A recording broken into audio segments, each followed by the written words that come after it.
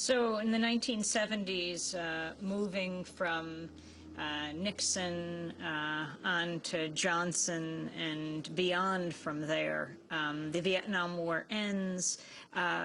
Leonard Peltier, someone that you have done many benefit concerts for. Talk about the American Indian movement. Talk about Leonard Peltier. Leonard Peltier is serving 2 life sentences. The only thing that's ever been proved in a court of law is that the bullets didn't match the gun. And it's been on the Amnesty International list forever. Everybody wants to get Leonard Peltier out of jail, but it's, you know, Peter Matheson wrote an interesting book called In the Spirit of Crazy Horse that kind of sums it up. But and there's a lot online as well about Leonard. We're always hoping that he's going to be, have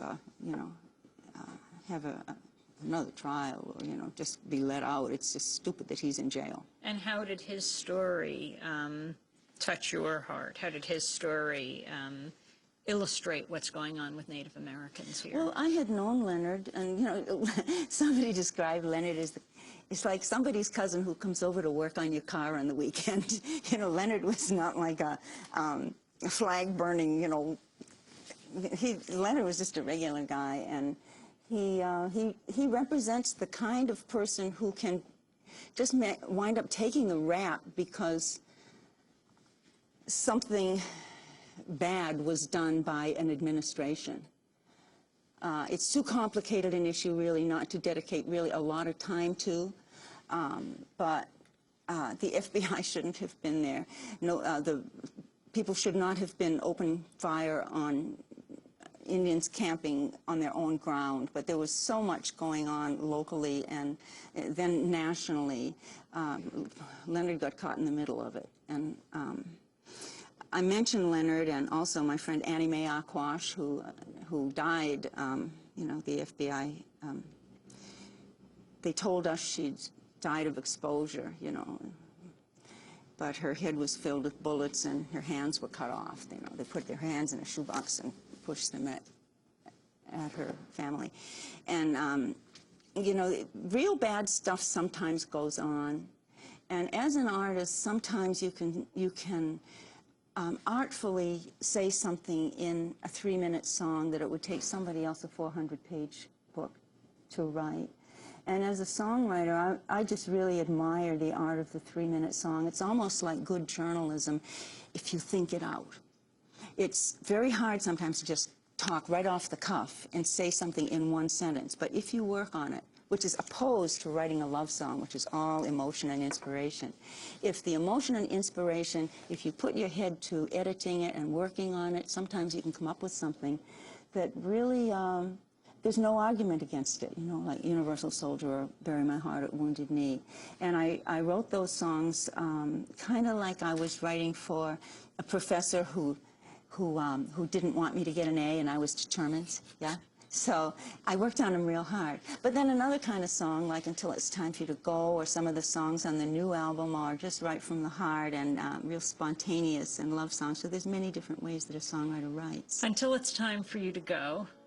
Let's just play some of you performing it here at Democracy Now! You're not a dream, you're not an angel, you're a man.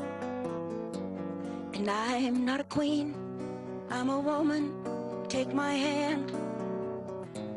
We'll make a space in the lives that we've planned, and here we'll stay until it's time for you to go. Yes, we're different, worlds apart, we're not the same. We laughed and played at the start like in a game.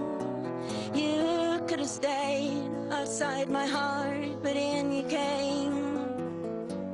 And he'll stay until it's time for you to go.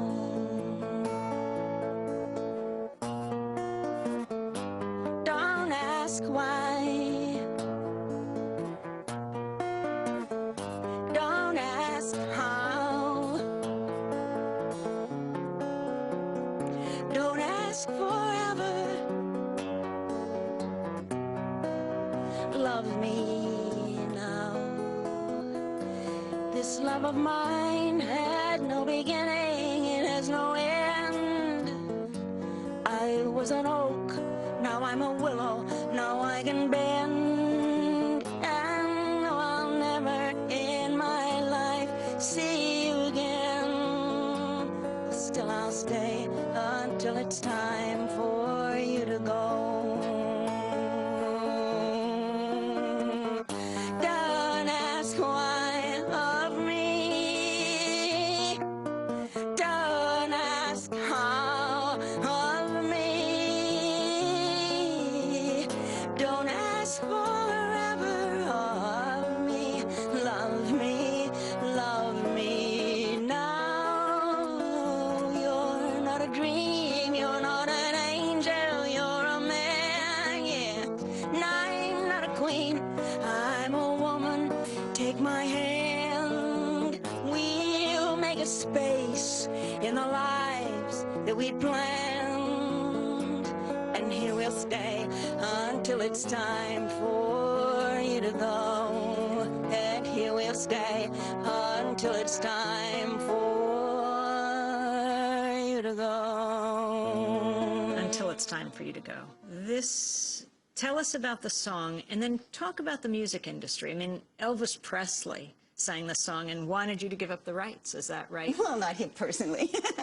His lawyers. Yeah, that was fun. You know, when I was 13 and Elvis was 19. I mean, once he appeared in the world, I was one of the girls who said, "Oh man, I never seen a boy like that in my town." And he and all of the whole generation of music, Little Richard and Chuck Berry and all the rockabilly and rhythm and blues and rock and roll artists who came up at that time were just really having fun, and it was a different kind of music. That was the kind of music that I had. I had music that really expressed me, but I really had a good time with it. It was natural music. It was not like school music. So he was a big influence on me. And then I was recording in the 70s at Quadraphonic Studios in Nashville with Norbert Putnam, the great producer. And we had just finished recording. I covered one of Elvis's songs that he had done like a B-side, and it was on his first album. It's called "My Baby Left Me, Never Said a Word." Yeah, Scotty Moore playing guitar. And so we finished the take, and the phone rang, and it was this guy who worked with Elvis's team, and they said, "Buffy, Elvis just recorded your song." Apparently it was Priscilla and Elvis's love song, I've been told. And he said, "We're going to have some of that publishing money, honey." And I said, "No," because with Universal Soldier in the 60s, I was a girl in, you know, with a guitar in a coffee house, and the highwaymen had just come off a hit called "Michael Row the Boat Ashore," and they said, "We want to record Universal Soldier." And I said, "Sure." And they said, "Well, who's the publisher?" And I said, "What's that?" And a guy at the table said, "Well, I can help you out." And I gave away the rights to Universal Soldier for $1. And the good news is that 10 years later, I had $25,000 to buy it back, which I did, but I never, ever gave away the rights to a song again. And I really have always believed that a songwriter, you know, it's basically the living that we have. That's it for us. So unless somebody is actually writing the song with me, then I don't give up the publishing. Talk about No No Keshagesh. Oh, No No Keshagesh. It's kind of written in the same spirit of Universal Soldier, Priest of the Golden Bull, but it's very playfully done. It's a real serious song, but it's very playful. Keshagesh is a Cree word, and it means, it's what you'd call a little puppy who eats all his own and then everybody else's, you know, the type, yeah. So it's a metaphor for environmental greed.